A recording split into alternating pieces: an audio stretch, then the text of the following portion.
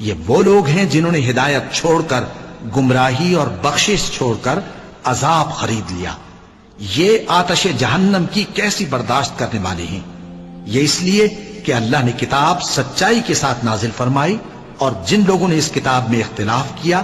وہ ضد میں آ کر نیکی سے دور ہو گئے ہیں.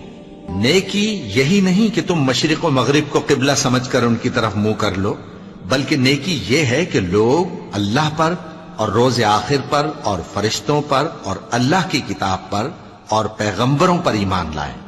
اور مال باوجود عزیز رکھنے کے رشتہ داروں اور یتیموں اور محتاجوں اور مسافروں اور مانگنے والوں کو دیں،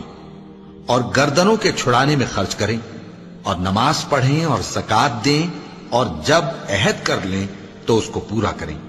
اور سختی اور تکلیف میں اور جنگ کے وقت ثابت قدم رہیں. یہی لوگ ہیں جو ایمان میں